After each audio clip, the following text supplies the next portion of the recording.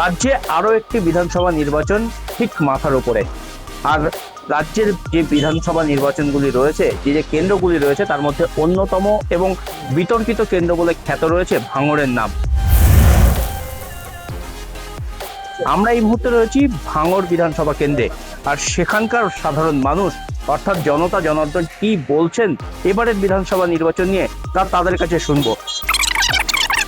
দাদা, এবারের ভোট নিয়ে আপনাদের কি মতামত? মতামত হচ্ছে, সর্বপ্রথম আমি এটা বলতে চাই যে আমাদের ভাঙড় মোটামুটি ঠিকই আছে, কোনো সমস্যা নেই। এক্স্যাক্টলি কিছু কিছু মানুষ আছে, কিছু কিছু লোক আছে যারা কিনা ভাঙড়কে নিয়ে প্রপাগান্ডা বেশি ছড়ায়। আসলে যতটা দেখায় বাইরে অতটা ভয় এখানে নেই। এখানকার মানুষ অনেকই শান্ত এবং অনেক ভালো।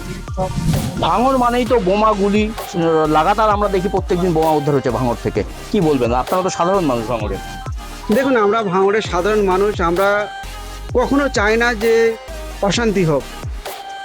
এটা কিছু কিছু নেতারা চায় তাদের রাজ ক্ষমতা টিকিয়ে রাখার জন্য। ভাঙড়ের মানুষ যতটা শান্তিপূর্ণ, আমার মনে হয় আর অন্য কোথাও মানুষ এত শান্তিপূর্ণ নয়। যে হারে দেখছি যে তৃণমূল বিজেপি এই মানুষের ঘুম কেড়ে নিচ্ছে, আমরা এটা বিরোধিতা করি। আমরা ইন্ডিয়ান সেকুলার ফ্রন্ট করি, সবসময় মানুষের পাশে থাকি, যাতে মানুষের কোনো দিক থেকে অসুবিধা না হয়, সেটা আমরা সবসময় চেষ্টা করছি। ভাঙড়ে তৃণমূল না এসে এবার তৃণমূলই হবে, তৃণমূলই হবে। কারণ এটা আমার ধারণা যে একটা ধর্মীয় আবেগ আছে নওশাদ সিদ্দিকীর। তাহলে আপনার মতে তৃণমূল জিতবে? তৃণমূলই জিতবে। আপনি কি বলবেন, ভাঙড়ে আইএসএফ না তৃণমূল? আমি কি বলবো সেটা 4 তারিখই কথা বলবে, আমি তো বলতে পারি না। আমার একটা অনুমান যে ভাঙড়ের লোক সবসময় চায় একটা নতুন রাস্তা, নতুন ওয়ে।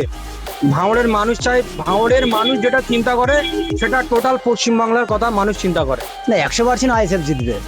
শওকত মোল্লা যে এখন লড়াই করছে সেখানে শওকত মোল্লার মধ্যে বলবে গণতান্ত্রিক পত্রিকায় আমরা 100% জিতবো।